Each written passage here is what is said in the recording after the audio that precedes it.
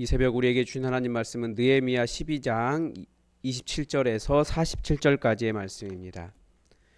느헤미야 12장 27절에서 47절까지의 말씀입니다. 우리 하나님의 말씀을 다 함께 받들어 읽겠습니다. 예루살렘 성벽을 봉헌하게 되니 각처에서 레위 사람들을 찾아 예루살렘으로 데려다가 감사하며 노래하며 제금을 치며 비파와 수금을 타며 즐거이 봉헌식을 행하려 하매 이에 노래하는 자들이 예루살렘 사방들과 느도바 사람의 마을에서 모여들고 또 벳길갈과 게바와 아스마벳 들에서 모여들었으니 이 노래하는 자들은 자기들을 위하여 예루살렘 사방의 마을들을 이루었습니다. 제사장들과 레위 사람들이 몸을 정결하게 하고 또 백성과 성문과 성벽을 정결하게 하니라. 이에 내가 유다의 방백들을 성벽 위에 오르게 하고 또 감사 찬송하는 자의 큰 무리를 둘로 나누어 성벽 위로 대오를 지어 가게 하였는데 한 무리는 오른쪽으로 본문을 향하여 가게 하니 그들의 뒤를 따르는 자는 호세야와 유다 지도자의 절반이요 또 아사랴와 에스라와 무슬람과 유다와 베냐민과 스마야와 예레미야이며 또 제사장들의 자손 몇 사람이 나팔을 잡았으니 요나단의 아들 스마야의 손자 마따냐의 증손 미가야의 현손 삭굴의 5대손 아삽의 6대손 스가랴와 그의 형제들인 스마야와 아사렐과 밀랄렐과 갈랄레아와 마아야와 느다넬과 유다와 하나니라.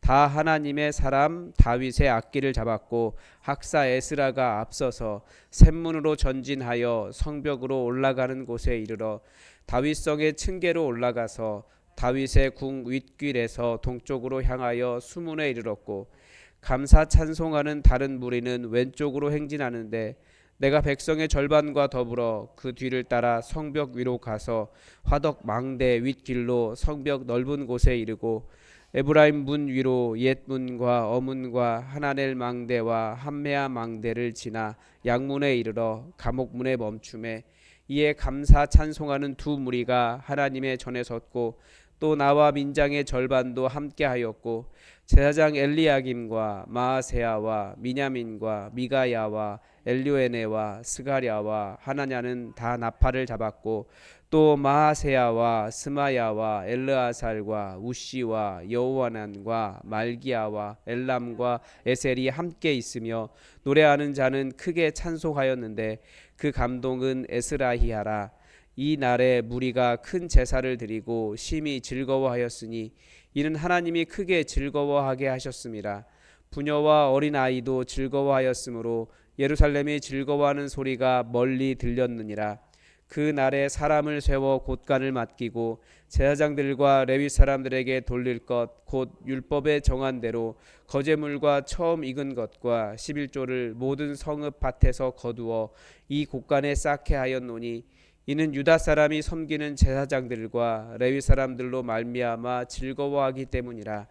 그들은 하나님을 섬기는 일과 결례의 일을 힘썼으며 노래하는 자들과 문지기들도 그러하여 모두 다윗과 그의 아들 솔로몬의 명령을 따라 행하였으니 옛적 다윗과 아삽의 때에는 노래하는 자의 지도자가 있어서 하나님께 찬송하는 노래와 감사하는 노래를 하였음이며 스룹바벨 때와 느헤미야 때에는 온 이스라엘이 노래하는 자들과 문지기들에게 날마다 쓸 몫을 주되 그들이 성별한 것을 레위 사람에게 주고 레위 사람들은 그것을 또 성별하여 아론 자손에게 주었느니라. 아멘. 오늘 본문은 예루살렘 성벽의 봉헌식 장면입니다. 오랜 포로 생활을 경험한 이스라엘 백성들은 하나님의 은혜로 다시 고향에 돌아와 본토에 돌아와서 성전을 회복하고 성벽을 재건했습니다. 그리고 오늘 본문은 그 모든 회복의 절정에서 하나님께 감사하는 예배, 공동체가 하나 되어서 온 세상에 울려 퍼지는 그런 찬송을 부르는 절정을 보여줍니다. 물론 그렇다고 해서 그들의 삶 전체가 회복된 것은 아니었습니다. 여전히 성은 다윗성 나오고 무슨 길 나오고 하지만 다 무너진 폐허 상태였습니다. 그렇지만 그것을 다시 세울 수 있는 성벽을 세운 일, 이들은 감사하며 하나님께 나아갔습니다. 그래서 우리가 무너진 것을, 작은 무너진 것을 하나님께서 하나씩 하나씩 세워주실 때, 우리 삶을 새롭게 하실 때 우리가 어떻게 응답해야 할까? 바로 이 감사와 정결함과 기쁨과 지속적인 헌신이라는 것을 본문은 가르쳐 줍니다. 먼저 본문은 레위 사람들을 사방에서 불러 모으는 장면으로 시작합니다. 그 목적은 단 하나입니다. 감사하게 하려고 모이는 거예요.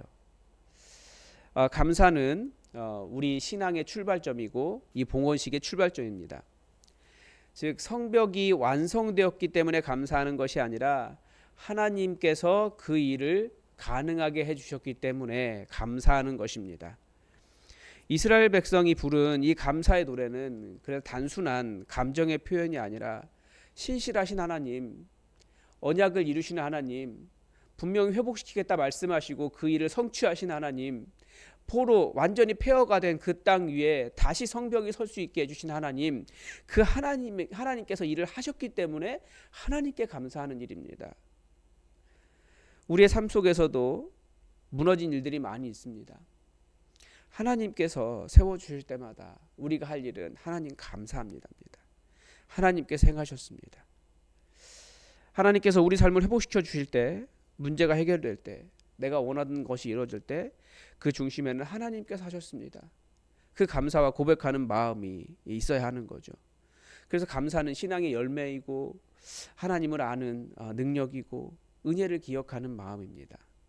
그렇게 이 성전 봉헌식이, 성벽 봉헌식이 성벽 하나 겨우 세워진 것이지만 그 안에 성전이 있고 성벽이 세워진 것이 이들에게는 그토록 감사한 일이었다는 것입니다. 그리고 봉헌식이 시작되기 전에 제사장과 레위인과 백성은 자신을 정결하게 합니다. 그리고 성문과 성벽도 정결하게 합니다. 이것은 단순한 의식이 아니라 하나님 앞에 나아가는 하나님의 백성의 태도였습니다. 그래서 우리는 항상 하나님께 나아갈 때 우리를 정결하게 이렇게 준비할 필요가 있습니다. 예배는 준비 없이 마음의 정리 없이 드릴 수 없습니다. 하나님은 예배자의 마음 상태를 보시는 거죠. 겉모습이 아니라 중심 상태를 보십니다. 그래서 혹시 우리가 마음의 정결함 뿐만 아니라 우리 육체의 정결함 놓칠 수 있습니다. 분주하게, 때로는 하나님께서 원치 않으시는 마음, 미움이나 분노나 관계에 대한 원망이나 혹은 염려나 깊은 자기 중심성이나 그런 것들을 가질 수 있는데, 하나님께 나아오면서는 그런 거 다 내려놓고, 하나님 앞에 내려놓고 정결함으로 은혜를 구하며 우리는 하나님 앞에 설 수 있다라는 것을 본문을 또 발견하게 됩니다. 그리고 저는 이 부분이 정말 이게 눈에, 제가 그림을 잘 못 그리지만 눈앞에 그려지는 것 같아서 너무나 큰 은혜가 되었습니다. 느헤미야는 이 큰 찬양 행렬과 백성들을 둘로 나눠서 한쪽은 한 행렬을 오른쪽으로, 한 행렬은 왼쪽으로 해서 성벽 위를 따라 쭉 걷게 하는 거예요. 이것은 단순한 퍼레이드가 아니라 하나님이 세우신, 하나님이 하신 일이 얼마나 든든하고 행복하고 튼튼하고 이런 것을 선포하는 하나님께서 행하심에 대한 예배의 행진이었습니다. 이 행렬들이 또 이 행렬들은 이 공동체 전체가 하나가 되었음을 선포하고 있습니다.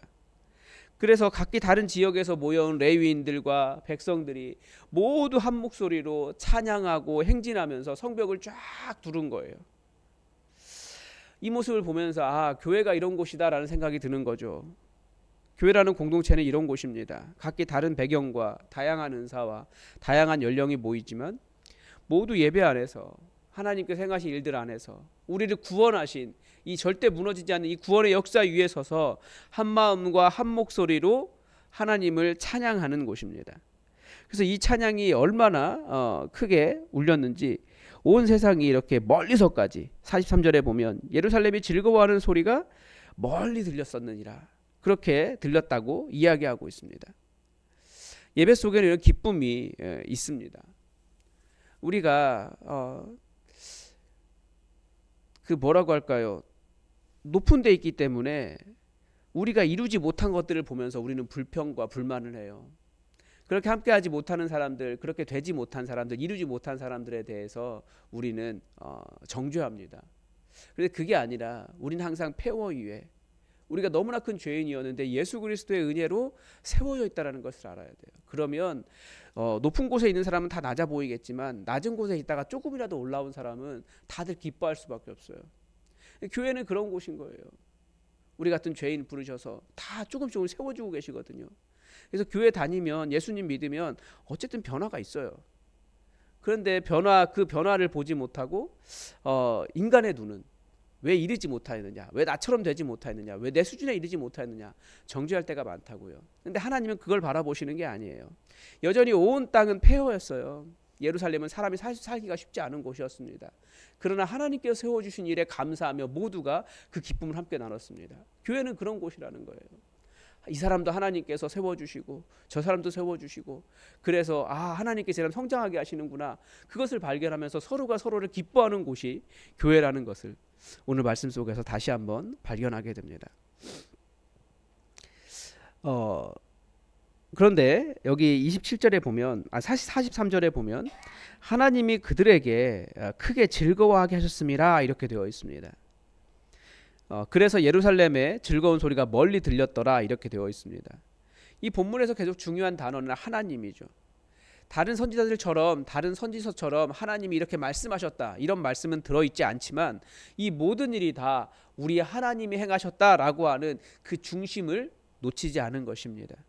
인간이 만들어냈다라고 하면 자신의 업적을 자랑하는 노래를 불렀겠지만 기뻐할 수 있는 이유는 하나님이 이 모든 것을 행하셨다, 이 모든 것이 하나님께서 주신 선물이었다라는 것을 알았기 때문에 기뻐하는 거예요. 그래서 기쁨은 어떤 상황이나 환경에서 오는 것이 아니라 우리 하나님께서 무엇을 행하셨는가 그 일을 바라볼 때 기뻐할 수 있는 것입니다. 우리 하나님께서 우리를 위해 구원의 일을 행하셨고 우리 하나님께서 우리의 삶을 여기에 이르게 하셨고 우리 하나님께서 우리에게 교회를 세워주셨고 우리 하나님께서 우리를 여기에 인도해 주셨습니다. 그래서 우리는 하나님 바라보면 기뻐할 수 있어요. 내가 내일을 생각하면 이루지 못한 일이 더 많고 2025년도 지나가는데 후회되는 일도 많고 왜 이것은 못했을까 저것도 못했을까 그렇게 생각하지만 하나님이 행하신 일들 바라보면 기뻐할 수 있다는 거예요. 그래서 우리도 이들이 바라본 게 그거죠. 하나님이 성벽을 세우셨습니다. 하나님께서 무너진 사람이 살지 않던 땅에 사람을 살게 해주셨습니다.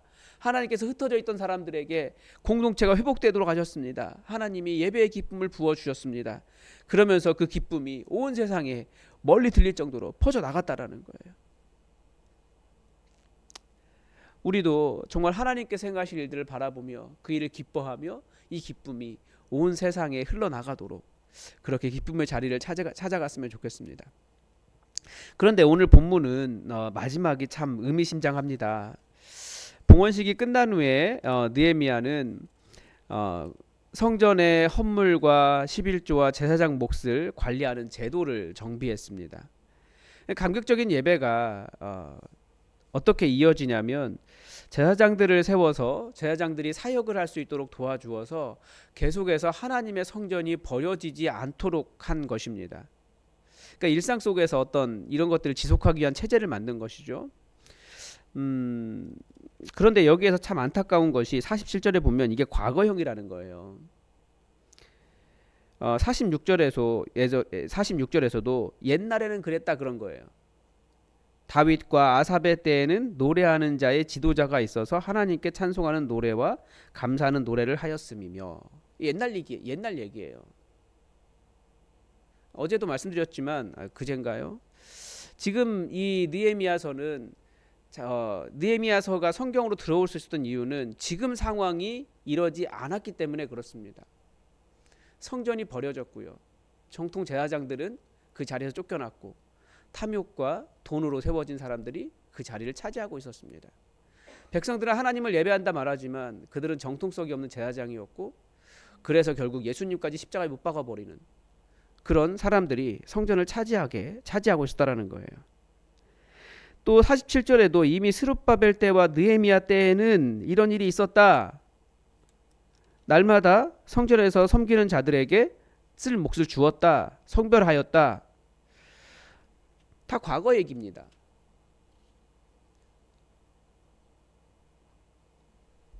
우리가 이 일을 깊이 생각해야 됩니다. 한국 교회를 바라보면 벌써부터 사역자를 구하기 어려운 시대가 다가오고 있습니다.